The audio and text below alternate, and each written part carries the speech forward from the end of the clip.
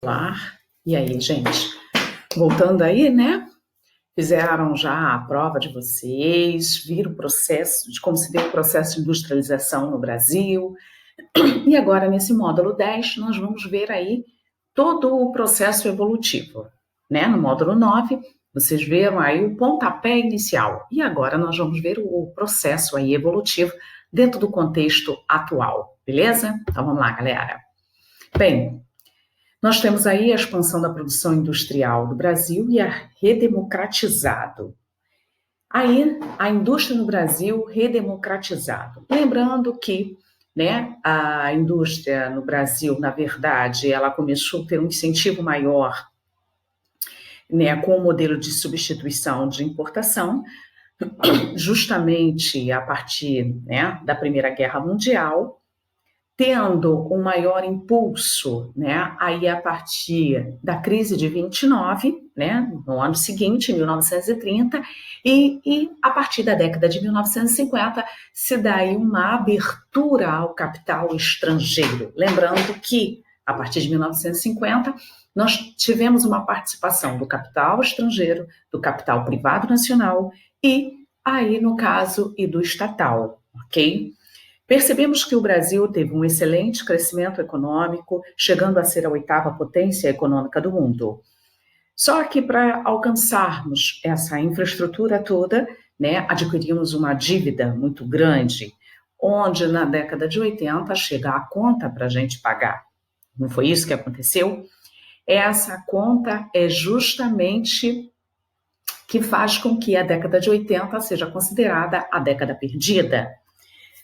E aí, lembrando que década de 80 também o mundo estava passando pelo fim da bipolarização, dando início então à hegemonia desse capitalismo. O capitalismo começa então a dominar o mundo. Isso não quer dizer que não tenha mais o socialismo, deixando bem claro.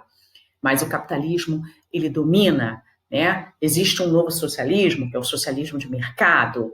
Nós vamos ver aí gradativamente, né, gente? Então, eu tenho, dentro do neoliberalismo, a questão aí do fim da Guerra Fria, a busca por políticas favoráveis ao fluxo e o consenso de Washington. Lembrando que em 1989, o consenso de Washington, que ficou mais conhecido como a política neoliberal, né? Afinal de contas, aquele Estado assistencialista termina, dá por encerrado, né? Vem a questão da menor participação do Estado, o Estado passa a ser o gerente, né? A onda, a febre das privatizações.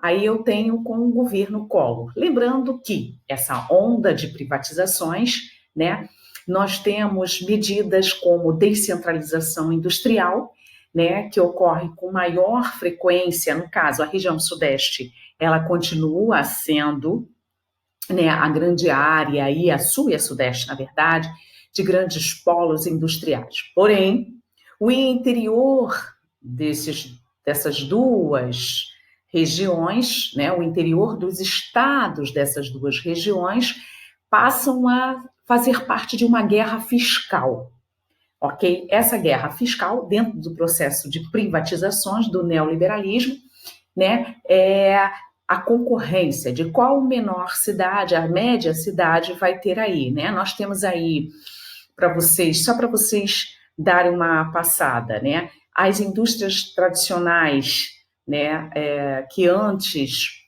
né, tinha uma concentração, né, lembrando ficar somente na região nordeste, aliás, ela passa a ter uma outra configuração, passa a dominar o mercado, as cidades de médio porte da região nordeste passa a ser atrativa para as outras,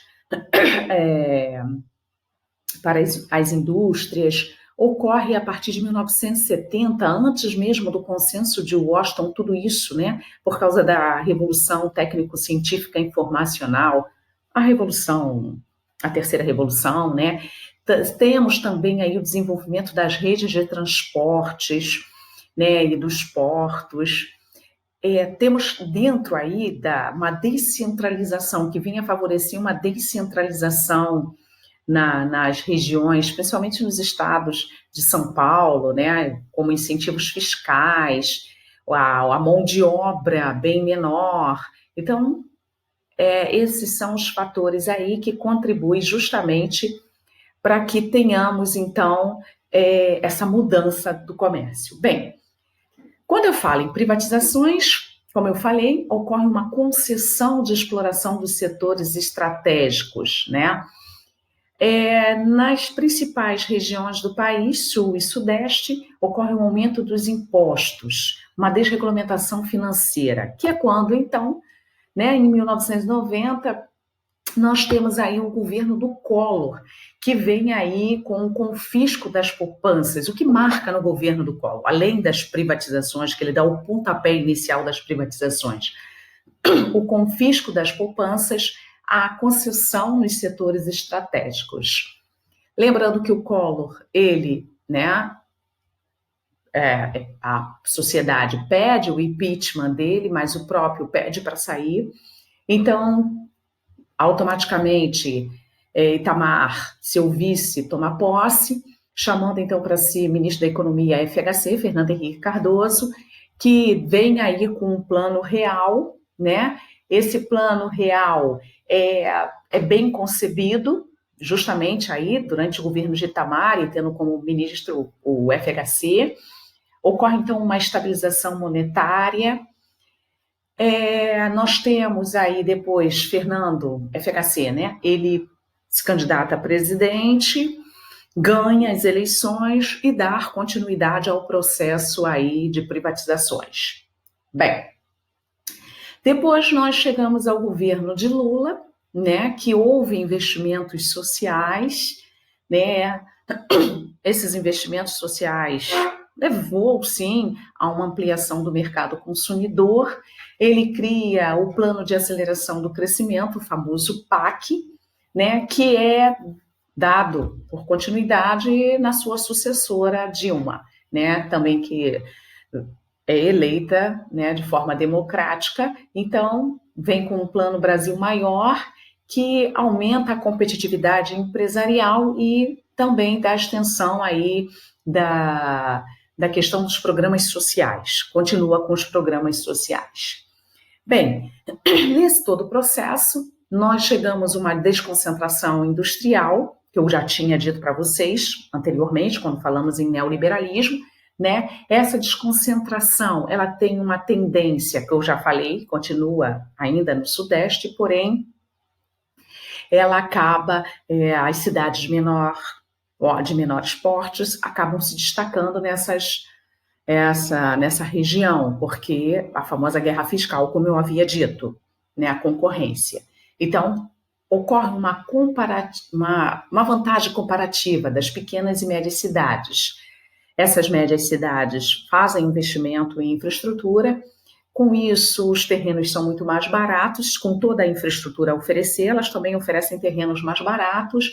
Os sindicatos nessas médias cidades estão bem menos atuantes, então, além do trânsito, né, gente, é menor, é bem menos caótico, e os impostos são bem mais acessíveis, ou seja, muitas das vezes até isenções de impostos para as indústrias, ok? Você tem, então, na Constituição de 88, né, a liberdade para os estados e municípios que passam a definir os próprios sistemas de cobrança de impostos. Com isso, o aumento da disputa pela atração aí de produtos. Em 91, nós temos aí a criação do Mercosul, onde as indústrias buscam uma aproximação, né, com os mercados, o argentino, o uruguaio, o paraguai.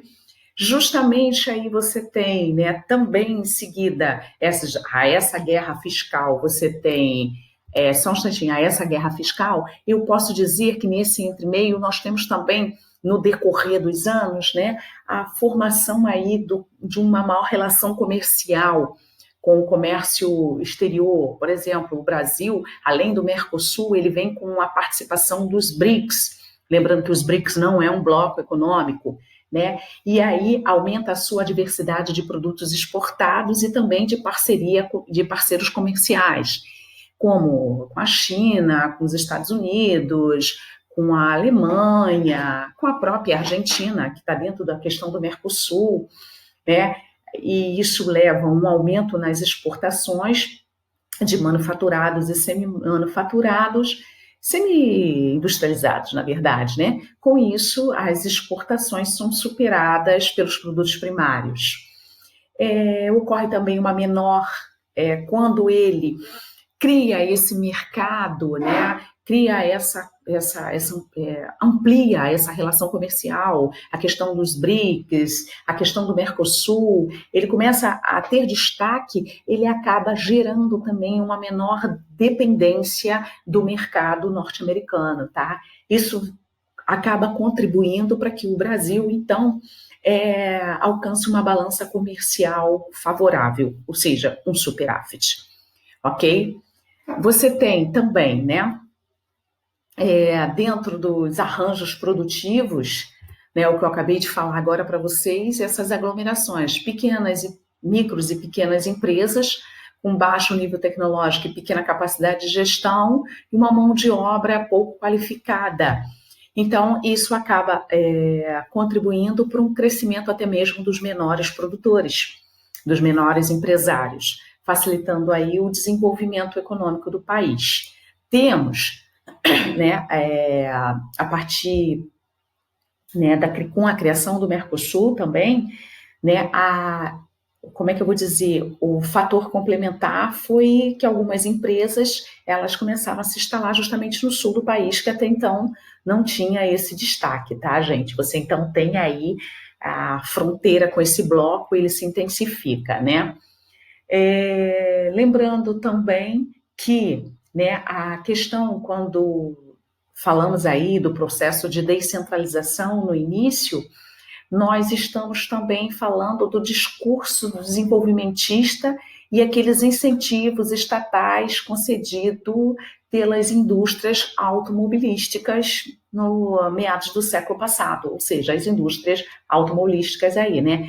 Onde as indústrias mecânicas, vestuários, siderúrgica e petroquímica, né? Essas aí, no caso, que eram consideradas de base ou de bens de produção, não geram a internacionalização, né, daí. Então, mudando a configuração a partir desse processo. Ok, gente? Não pode esquecer de todo esse processo econômico que vocês visualizam. Por exemplo, quando a gente fala aí do processo de desconcentração industrial, né, temos também a questão da Zona Franca de Manaus, que concentra a indústria de bens de consumo duráveis, o projeto desenvolvimentista também de JK. Então, são vários os fatores que levaram aí a essa desconcentração, é um processo histórico. Bem, observa que dentro do processo histórico, você tem, né, a questão aí, quando eu falo, como é que eu vou dizer, daqui dos exercícios, por exemplo, o processo de concentração industrial no estado de São Paulo, iniciado na década de 70, né, ele alterou profundamente seu mapa e território. A mancha metropolitana da capital se expandiu em direção ao Vale do Paraíba, Sorocaba e as regiões de Campinas e Ribeirão Preto, conglomerados urbanos especializados se formaram ao longo de uma densa malha rodoviária e as cidades médias assumiram a liderança do mercado de seu entorno. Não foi isso que aconteceu, gente? Beleza. Aí você tem, meu Deus, a transformação da indústria na metrópole de São Paulo pode ser entendida pela modificação do sistema de produção, associada aos avanços em transporte e comunicação. As empresas que participaram desse processo, né, da questão da transformação, elas procuravam o quê? Olha só, deixa eu lembrar para vocês. Eu os disse que a partir da década de 70, né, iniciou um processo de descentralização da produção industrial do Brasil, né, que veio a ser acentuada nas décadas de 90 a 2000, né, e 2000. Muitas dessas empresas, elas se deslocaram para o interior, quando eu falei das cidades médias de São Paulo, e outros estados no caso, na região até Nordeste, que ganhou um destaque nesse período, né?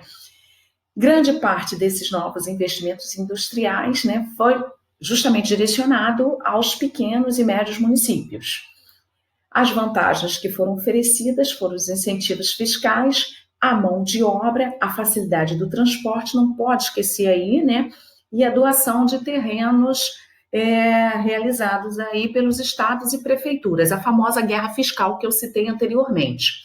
Então, dessas questões aqui, né, apontadas, né, quando ele fala a transformação da indústria na metrópole de São Paulo pode ser entendida pela modificação do sistema de produção, associadas a avanços em transporte e comunicação, as empresas que participaram desse processo procuravam o quê? Conseguir mão de obra suficiente para suas atividades? Já que na metrópole os trabalhadores não aceitavam mais trabalhar nas fábricas. Gente, nada disso, né? Os trabalhadores, tanto é que aumentou o número de desempregados nas grandes metrópoles. Adquirir matéria-prima para seus produtos, visto que os recursos naturais na metrópole haviam se esgotado. Lembrando que, né, na metrópole, ter a matéria-prima é meio difícil, porque já está toda ocupada, urbanizada.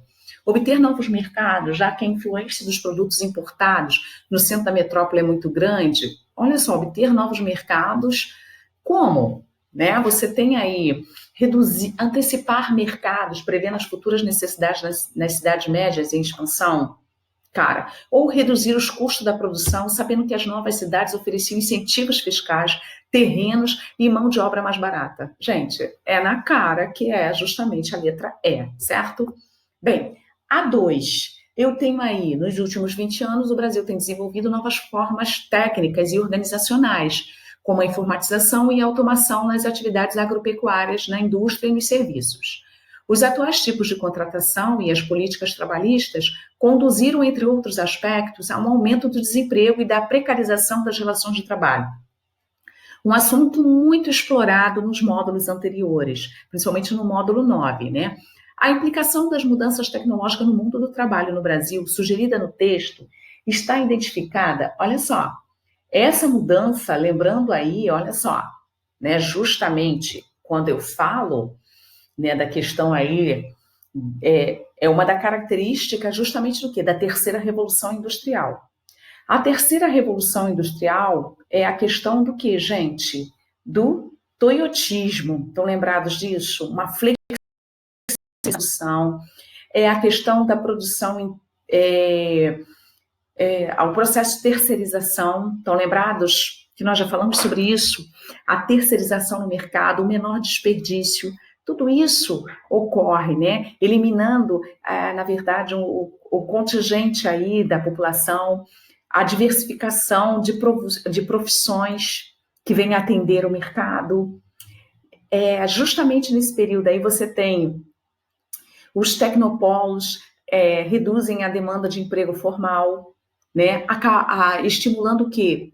Gente, o aumento do subemprego, olha aí a macrocefalia urbana, ok? Então, esse desenvolvimento, né, justamente aí, acaba aí você tendo uma, como é que eu vou dizer, uma nova forma de contratação de trabalho, certo, gente? Então, qual seria das alternativas aqui, gente? A redução dos postos de trabalho nas atividades agropecuárias e industriais? Olha o que a pergunta te fala. Nos últimos 20 anos, o Brasil tem desenvolvido novas formas técnicas e organizacionais, como a informatização e automação nas atividades agropecuárias, na indústria e nos serviços. Os atuais tipos de contratação e as políticas trabalhistas conduziram, entre outros aspectos, ao aumento do desemprego e da precarização das relações de trabalho. A implicação das mudanças tecnológicas no mundo do trabalho no Brasil, sugerida no texto, está indicada em qual alternativa? Olha bem, gente, né? As novas formas de contratação do trabalho, principalmente a terceirização, são um dos indicadores de que as relações de emprego se tornaram precárias, o que foi acompanhado da redução da renda do trabalhador brasileiro, não é isso? Então, a gente percebe isso claramente no nosso cotidiano. Poxa, e como vamos perceber, né? Você tem aí claramente, tá aí o gabarito da questão 2. Na questão 3, eu tenho aí, leio o texto a seguir. A Rua Teresa rendeu aos chineses né, pressionadas pela competição dos produtos importados e pelo surgimento de outros polos de moda, algumas confecções da tradicional rua do varejo de roupas de Petrópolis já estão importando da China até 20% do que vende em suas lojas. Se as próprias confecções estão importando, a tendência é maior entre os que são apenas varejistas. As etiquetas de fabricado no Brasil disputam espaço com a fabricado na China. Algumas indústrias, no entanto, admitem até mesmo a prática de trocar etiquetas chinesas por aquelas de marca própria. Gente, lembra do processo de descentralização industrial? Ou seja, elas estão procurando cidades de médio porte ou até mesmo outros países que venham oferecer a mão de obra muito mais barata. Ó, tá? Conteúdo do 9º ano, na verdade, isso aí, tá? Você tem o quê? Presta atenção. Um processo de que, gente, esse texto aqui, ele fala sobre o quê? Uma reestruturação, uma reinvenção, né? Uma produção, um processo aí conhecido como o quê? Também chamado de quê? De desindustrialização, não é isso, gente?